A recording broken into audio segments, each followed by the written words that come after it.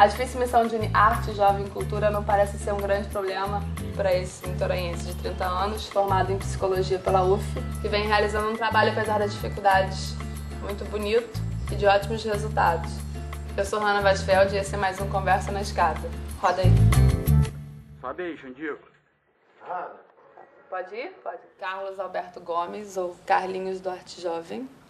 Você pode me contar como surgiu o movimento? A gente percebe que o movimento surgiu depois dele já ter surgido, né? Então, na verdade, como aconteceu, eu não posso te explicar, mas me lembro de algumas coisas que, pensando depois, a gente entende que foram fundamentais, né? Como a nossa ida ao Fórum, né? O Fórum Social Mundial, o segundo Fórum Social Mundial que teve em Porto Alegre. Foi em 2002? 2002, é.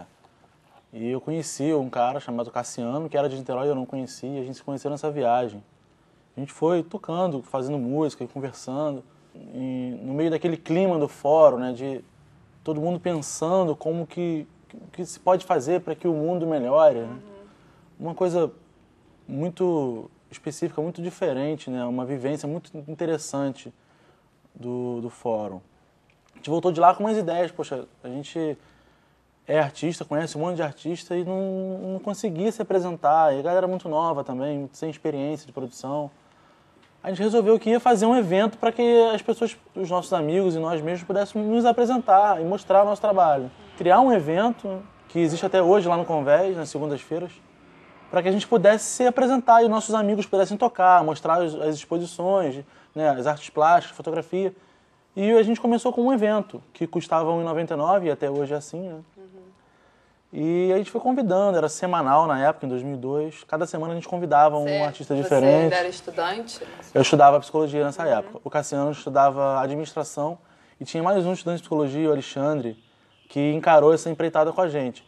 Mas assim, essas três pessoas estavam ali de frente, mas tinha uma porção de gente ajudando. Minha família, a família do Cassiano, minha mãe ficava na bilheteria, né? Até hoje a minha irmã fica lá.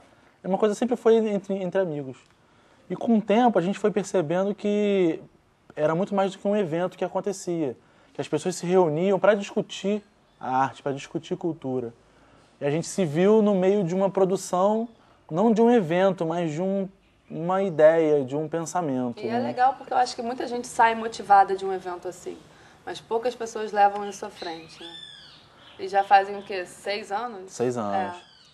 Hoje, né, o movimento, que a gente já entende que é um movimento, tem cerca de 20 integrantes, assim, próximos, né? Cada um atuando como pode, da maneira que pode.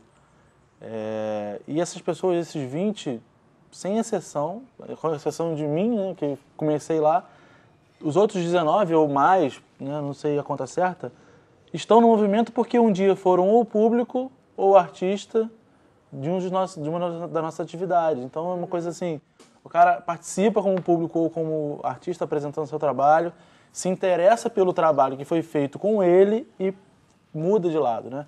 Passa pro lado de cá, né? E isso é uma coisa que acontece bastante e é muito legal ver isso.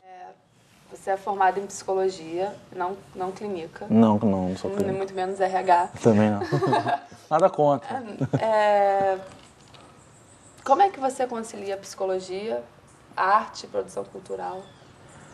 Isso era quando a gente começou a entender o movimento como um órgão, como uma entidade, a gente começou a buscar maneiras de justificá-lo, né, na nossa cabeça mesmo e para quem tivesse interesse. E uma das coisas que a gente fez foi criar um projeto de extensão pela UF. E esse projeto era da psicologia, que foi coordenado pelo José Novaes, que é um psicólogo e é um pensador da cultura brasileira.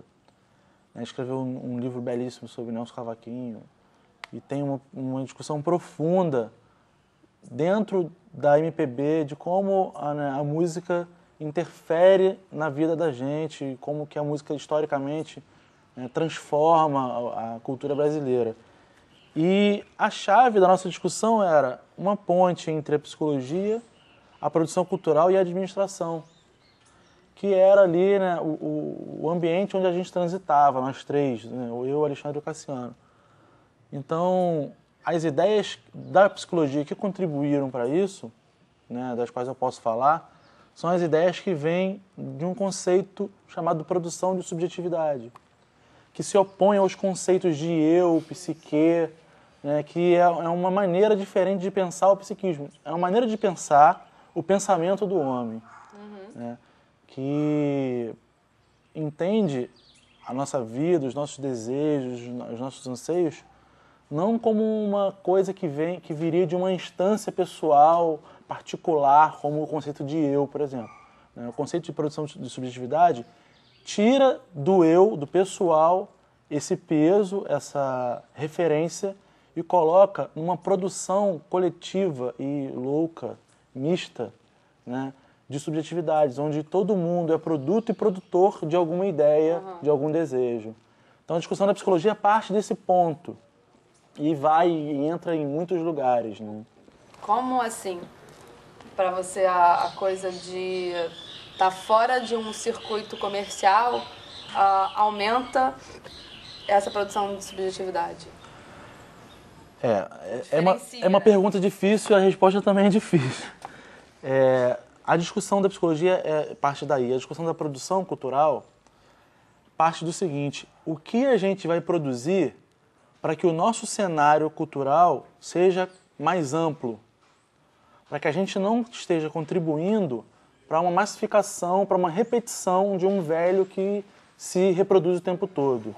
Então, assim, se a gente consegue produzir um evento ou uma mostra, se a gente consegue produzir arte de uma maneira um pouco livre, né, que não atenda aos requisitos do comercial, que é supervenda de ingressos, elitização do público, fidelização de público. A gente apresenta cada semana um artista diferente. A gente não espera que o público seja o mesmo cada edição do Arte Jovem Brasileira. Ao contrário, a gente quer coisas diferentes para que mais pessoas possam ver aquilo que está sendo apresentado ali de uma maneira misturada mesmo, né? Isso foi uma discussão muito séria no início, porque a gente precisava manter os eventos, não tinha grana, e o ingresso saiu em 99. Como é que a gente vai fazer para esse cara voltar? Mas se a gente for obrigar esse cara a voltar, para trazer o cara de volta, a gente tem que ter uma atração que ele goste, assim. Mas assim, o que as pessoas gostam? As pessoas gostam do que está na Globo, né? Do que sai no jornal. Então a gente descobriu que o foco do nosso trabalho não era necessariamente nessa relação artista, prestígio, fama, público, que era uma coisa diferente, que a gente tinha que construir um espaço onde as pessoas fossem ver o que estivesse sendo apresentado. Né? E é interessante ver isso acontecendo. O público chega lá, muitas vezes sem saber qual é a agenda. E vai para ver o novo. Vai para ver o novo. Era isso que a gente queria há 4, 5 anos atrás. Hoje a gente tem... Claro que o público não é grande, porque, infelizmente, pouca gente está interessada no novo. Mas, respondendo a sua pergunta, estar fora do circuito comercial nos dá liberdade de apresentar o que a gente quer. Ou melhor, de apresentar o que o artista quer apresentar.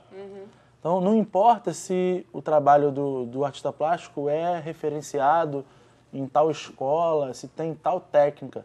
Importa muito mais a vontade dele participar do que a capacidade técnica dele de reproduzir uma ideia ou de expressar o que ele pensou. Conversa na Escada, mais uma iniciativa do Campus Avançado. Toda sexta no blog www.jtudo.blogspot.com.